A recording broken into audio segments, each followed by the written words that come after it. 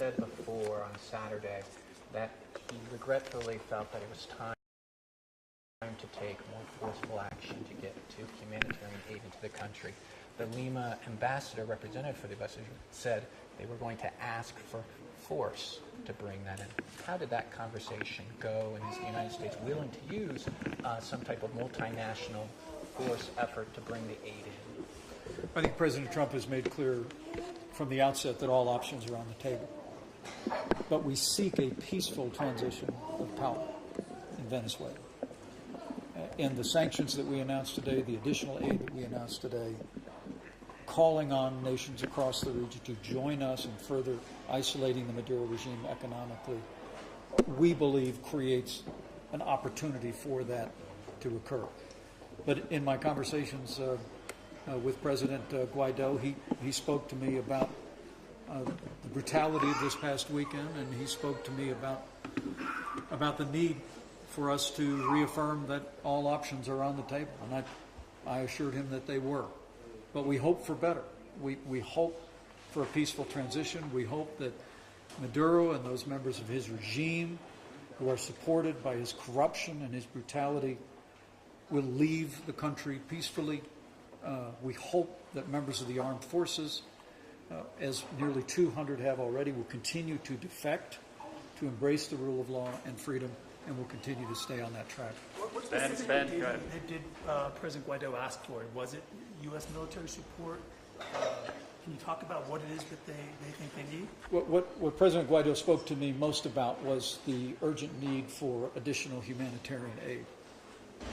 And I assured him of America's resolve to continue to provide hundreds of tons of U.S. assistance in food and medicine, and to work with allies across the region to get those supplies into the country. I mean, I was very moved by President Guaido's deep compassion for the suffering of the people of Venezuela. And his first focus was on the humanitarian crisis within his country. But he also spoke of the brutality of this last weekend, but saw it simply as emblematic of the brutality that the people of Venezuela have experienced under the Maduro regime. He affirmed his desire that we keep all options on the table, and I assured him that we would. Mr. Vice President, can you just expand a little bit on that thought? What else is left for the United States to do? What other things do you still have in abeyance? The sanctions you announced today are smaller than the ones you've already imposed 3 weeks ago. Is there anything else other than sanctions and other than military force that you still have left? Well, what we announced today in the immediate aftermath of this weekend were sanctions against 3 border state governors who participated in the brutality that took place, preventing humanitarian aid to come into Venezuela, and another individual within the Maduro regime.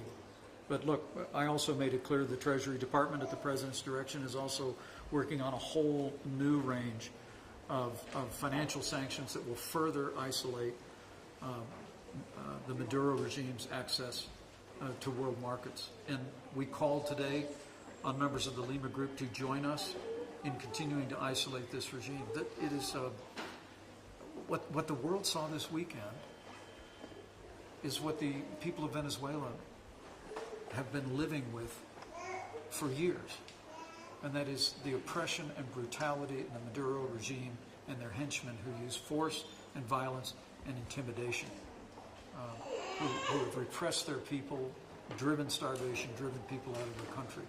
And so we've got a long way to go. And I made it clear to President Guaido we're going to continue to press on. We're going to continue to call allies to join with us.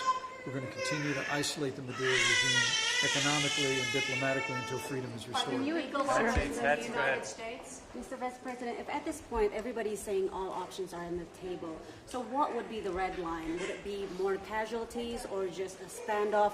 What would be the red line that would make Juan Gaido, the Lima Group, and the United States says, okay, military option? I think that would be a matter for the President of the United States to determine in consultation with our allies. And we're always going to act in a way that advances our vital national interests. And we're always going to act in a way that advances the interest and security of nations across this hemisphere.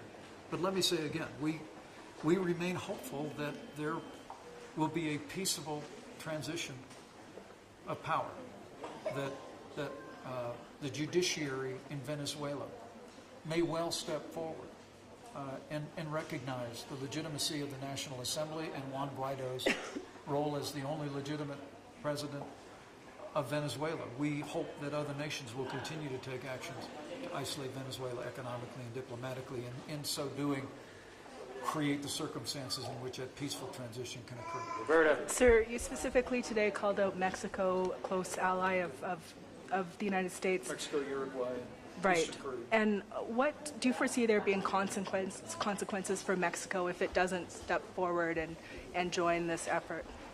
President Trump wanted me to be here to reaffirm our commitment to the restoration of freedom in Venezuela, but also to call on nations across this hemisphere, in particular, to stand with us.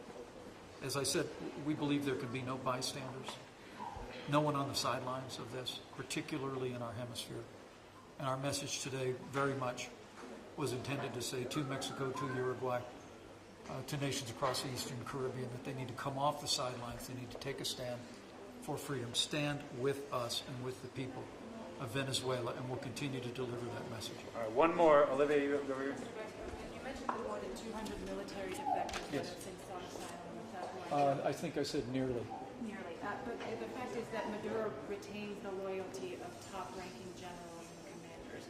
What, if any, plan is there to persuade those officials to defect, either on the part of the administration or Mr. Guaido? Well, we've seen high-ranking officials defect. Last Friday, we saw the former head of intelligence in Venezuela speak out against the Maduro regime and endorse the government of President Juan Gaido. Nearly 200 members of the armed forces just since this weekend's brutality have defected and stepped forward for freedom. And a large part of the message that the president had me come here to deliver in Colombia today was directly to the members of the armed forces of Venezuela. We made it clear to them that we will support the interim president's call for amnesty and an inclusive government, an inclusive future for members of the armed forces who will lay down their arms and stand with the Guaido government. And we'll continue to drive that message. And our hope is that members of the armed forces, seeing the brutality of this week, we're literally the tyrant in Caracas was dancing when civilians were being murdered and truckloads of medicine and food were being burned. Our hope is that members of the armed forces of good conscience, who have families of their own, children of their own, will step forward for freedom. And we'll continue to send a message directly to them, to the senior leadership, as well as to the rank and file armed forces. And our hope is that they will step forward and stand with the people of Venezuela and against the Maduro regime. All right, Katie, wrap it up. Yeah. Katie, wrap it up. I just want to, you've been to this part of the world 5 times now. You've spent a lot of time on this issue, and I know that you say that it's ultimately up to the president, but what are you planning to return and say to him? What, based on your conversations today, based on your time spent here and your work on this issue, what do you think should happen? Tell him you found today. Well, I always keep my conversations with the president between him and me. But I'm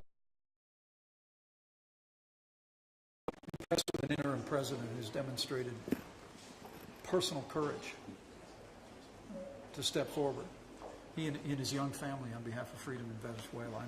I leave here impressed with the solidarity that I sense among countries across this hemisphere determined to see freedom restored in Venezuela.